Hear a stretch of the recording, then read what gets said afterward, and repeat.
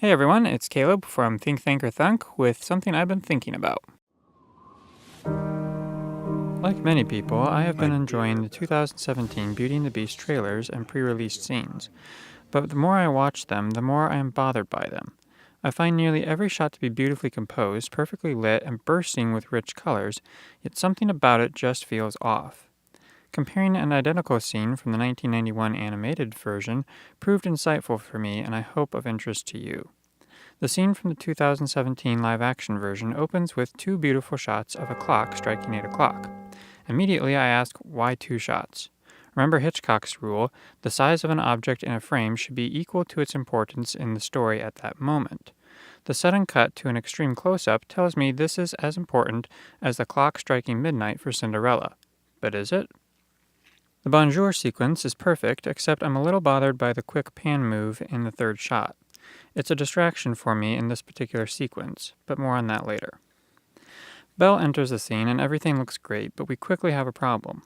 She sings about the baker, whom she sees, and has an entire line of song devoted to him, yet we have no visual reference of him.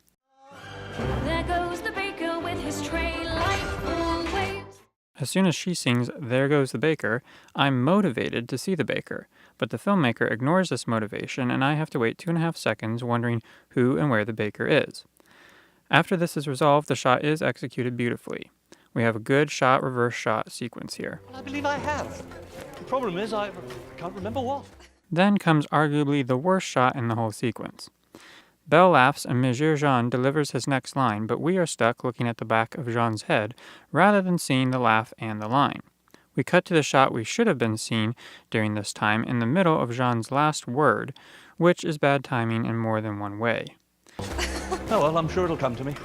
Then, again, we cut to a close-up of the donkey's head as Belle gives it an apple to eat over Monsieur Jean's next line. Another instance where Hitchcock's rule is broken. Why are we asked to focus on the donkey instead of Monsieur Jean as he asks his question? Where are you off to? Close out this section with another good shot reverse shot sequence.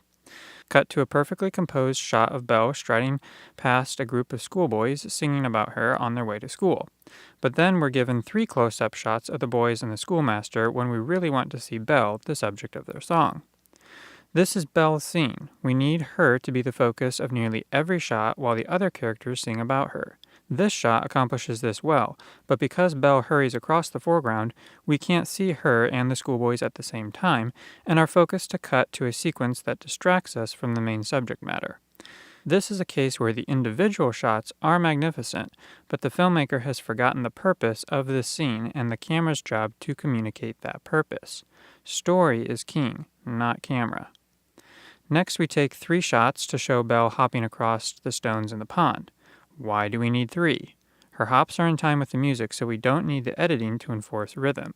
Never use 3 shots when 1 is enough. Again, Belle moves so fast through this next segment that we cannot keep her in the shot the entire time the cast is singing about her. These quick cuts inevitably neglect the main subject matter of this whole scene, Belle. Now let's look at the 1991 animated version. The rhythm of this bonjour scene is established with the quick cutting like the 2017 version. Only here, 2 characters inhabit the same frame with the second character literally popping into the shot. Because the cutting has to be so quick here, this is less distracting than the 2017 swish pan. Bonjour! Bonjour! Bonjour! Bonjour! Bonjour! Thankfully, we are shown the baker as soon as we want to see him. Belle identifies him, then we see him. This is a motivated cut. There goes the baker with his tray like always. The same old bread and rolls to sell. Unfortunately, the sequence gets a bit odd when we pan this shot to see Belle walking into the frame. It works magnificently to reintroduce her into the scene, but it breaks an important rule of editing identified by Joseph Massielli in his seminal work, The 5 C's of Cinematography. He said, quote, "Don't show a player looking off screen, then cut to what he sees, and pan the camera around and end up on the player. This will jar the audience because a person cannot see himself as he looks about." Unquote.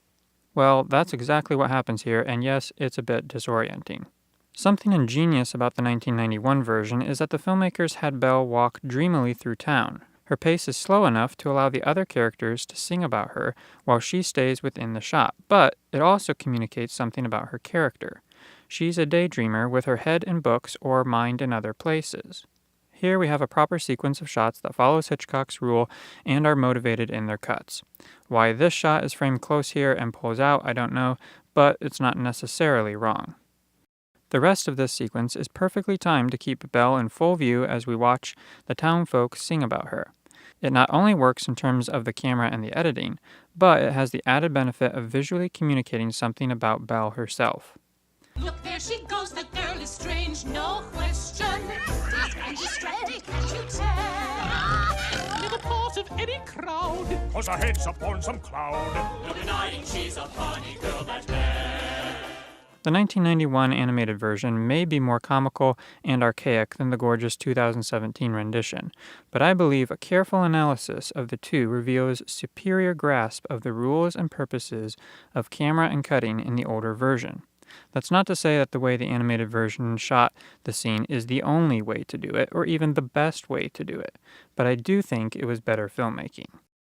And that was something I was thinking about.